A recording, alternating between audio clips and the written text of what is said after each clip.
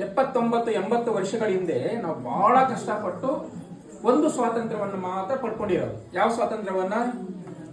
ರಾಜಕೀಯ ಸ್ವಾತಂತ್ರ್ಯವನ್ನ ಪಡ್ಕೊಂಡಿದ್ದೇವೆ. ಅಂದ್ರೆ ನಮ್ಮನ್ನ ಆಳ್ತಾ ಇದ್ದಂತಹ ವಿದೇಶಿಯರು, ಬೇರೆ ದೇಶ ನಮ್ಮ ದೇಶವನ್ನ ಹಿಡ್ಕೊಂಡು ಆಳ್ತಾ ಇದ್ರಲ್ಲ, ಅವರನ್ನು ಓಡಿಸಿದ್ದೇವೆ ಅಲ್ವಾ? ಅವ್ರು ಒಟ್ಟಾಗಿದ್ದಾರೆ. ಈಗ ಆಳ್ತಾ ಇರೋರು ಯಾರು? ನಮ್ಮ ಜನನೇ ಅಲ್ವಾ?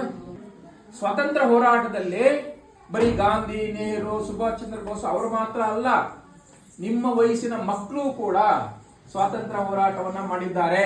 ಹೋರಾಟ ಮಾಡಕ್ಕೆ ಈತ ಮೇಸ್ಟ್ರುಗಳು ಮಕ್ಕಳನ್ನ ರೆಡಿ ಮಾಡ್ತಾ ಇದ್ರು. ನೀವು ಕೂಡ ಸ್ವಾತಂತ್ರ್ಯಕ್ಕಾಗಿ ನಮ್ಮ ಊರಿನ ಜನ ಮೆರವಣಿಗೆ ಮಾಡಿದಾಗ ನೀವೆಲ್ಲ ಸೇರ್ಕೋಬೇಕು ಅಂತ.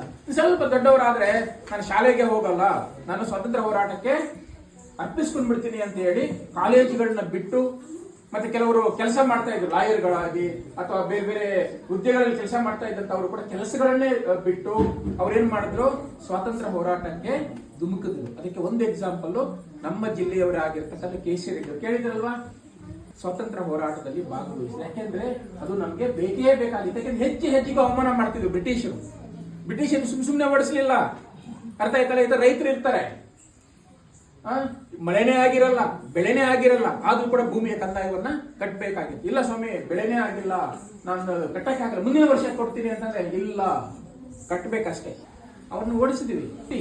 ಅಂದ್ರೆ ನಮ್ಮ ಜನ ಇವತ್ತು ಲೂಟಿಕೋರರಾಗಿ ನಮ್ಮ ಜನರನ್ನೇ ಕೊಳ್ಳೆ ಹೊಡಿತಾ ಇರೋದನ್ನು ನೋಡ್ತಾ ಇದೀವಿ. ಆ ಬಗ್ಗೆ ಕೂಡ ನಮ್ಗೆ ಎಚ್ಚರ ಇರಬೇಕು. ಅಂದ್ರೆ ನಾವು ಸ್ವಾತಂತ್ರ್ಯ ದಿನಾಚರಣೆ ದಿನ ನಾವು ನೆನಪಿಸ್ಕೋಬೇಕಾಗಿರ್ತಕ್ಕಂಥ ವಿಚಾರಗಳು ಏನು ಅಂತಂದ್ರೆ, ಬರೀ ಯಾವುದೋ ಕಾಲದಲ್ಲಿ ಆಗಿರುವಂತ ಘಟನೆಯನ್ನು ಮಾತ್ರ ಅಲ್ಲ, ಇವತ್ತು ಕೂಡ ನಮ್ಮ ಸುತ್ತಮುತ್ತ ಏನಾಗ್ತಾ ಇದೆ, ನಮ್ಮ ಸುತ್ತಮುತ್ತ ನಾವೇನ್ ಮಾಡ್ಬೋದು ಅನ್ನುವಂಥದ್ರ ಬಗ್ಗೆ ಕೂಡ ನಾವು ಗಮನ ಕೊಡಬೇಕು.